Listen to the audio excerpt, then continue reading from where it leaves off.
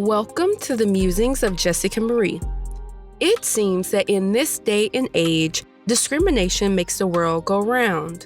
From unjust slavery to immoral segregation, Black Americans have fought hard to gain an equal foothold in society. No other group of people have been systemically undermined, sabotaged, or kicked down despite all of their major contributions, inventions, and cultural influence on the world. Join me as we shine a historical spotlight on Lockheed Martin and how its discrimination has led to multiple lawsuits over time. The Lockheed Corporation originally started in 1926 and underwent a merger in 1995 with Martin Marietta to form the present-day Lockheed Martin. The company is an American defense and aerospace manufacturer headquartered in Maryland and has built everything from bombers to stealth fighters to missiles to helicopters and even rail vehicles. It is one of the country's largest defense contractors, with 73% of its 2024 revenue being from the federal government. It's a contractor for the Department of Energy and NASA and is involved in surveillance for the CIA, the FBI, the IRS, the Pentagon, the Census Bureau, and the Postal Service. Lockheed has a vast reach and is an active lobbyist to ensure its interests are addressed and protected in Congress. There have been several lawsuits and federal investigations against the company for discrimination against Black Americans. Employees have sued for hostile work environments that included racist slurs, death threats, and biased promotion practices. The abuse has gone back as far as segregation and probably well before that, too. There was a complaint made in 1961 to the President's Committee on Equal Employment Opportunity about the Lockheed, Georgia plant in Marietta that ultimately led to a national push for workplace desegregation called Plans for Progress. Back then, Black employees were barred from using certain cafeterias, restrooms, and other facilities and barely received any opportunities for advancement once the company secured a $1 billion contract to provide 5,000 jobs in the area. A group of Black employees and former employees formed the Observatory Council on Discrimination to change the workplace environment and fight for their equal rights. In 2001, a class action lawsuit was filed on behalf of hundreds of Black American employees who said the company systematically denied promotions, paid lower wages, and turned a blind eye to racial harassment.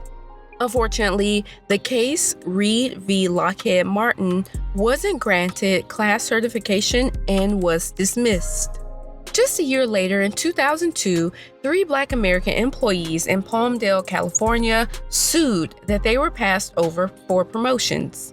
They also mentioned how they were affected by the racist graffiti all over the workplace, leading to a hostile work environment. On July 8, 2003, a Lockheed Martin plant in Meridian, Mississippi, had a racially motivated mass shooting where 5 of the 6 victims killed were Black and 8 others were hurt by a fellow assembly line worker named Douglas Williams. After the shooting, Lockheed's president refused to disclose if the company was aware of any red flags from the assailant. Numerous Black employees submitted complaints before the tragic event occurred, and the company even ordered him to attend anger management courses and diversity training, but he refused. Lockheed didn't do anything to address the rogue workers' behavior, leading to an unnecessary loss of life in the name of hatred. From 2005 to 2008, Lockheed Martin was investigated by the U.S. Equal Employment Opportunity Commission after a claim was made by Charles Daniels, a Black American electrician who received racial slurs and death threats from his co-workers and a supervisor. Finally, in 2008, a $2.5 million settlement was paid to Charles, the largest settlement at the time for a single-person race case.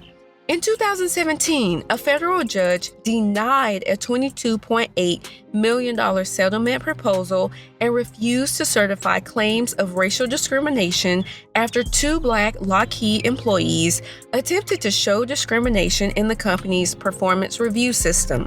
Even though the employees claimed that the review process resulted in lower pay, lower retention rates, and fewer promotions for Black employees, the judge didn't find their arguments persuasive enough to rule in their favor. In 2021, Lockheed was in hot water again after the U.S. Department of Labor found that it was egregiously discriminating in their hiring processes from January 2017 to June 2018.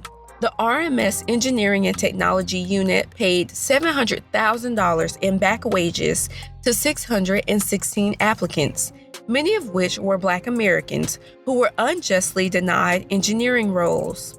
Despite the massive amount of money, Lockheed Martin has not learned its lesson, and it seems that the organization doesn't care about the money it's lost since it continues to repeat the same egregious actions. The leadership has created a culture that allows racism and discrimination to fester and grow. The organization as a whole has failed to address complaints properly and have turned too many blind eyes to the outright ridiculous harassment that has happened over the years. While the little slaps on the wrist penalties are better than nothing, there would need to be real consequences, like possible incarceration for violating an anti-Black American hate crime bill to get them to completely stop the toxic behavior. There also should be a governing body that can audit and punish organizations that refuse to provide safe environments for Black American workers. It's incredibly sad to see that a company, an organization, would forego profit and potential business all to continue discriminating against a segment of its very own workers simply because of their skin tone. That type of nearsightedness almost always precedes failure, and in Lockheed Martin's case, they have a reputation for breaking the rules more times than not.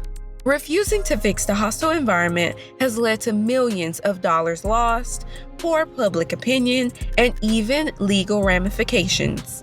Since 1995, the company has had to pay $676.8 million to settle 88 instances of misconduct. The federal government contracts keep it afloat, but its success is definitely not from the repeated, unjust treatment of Black Americans.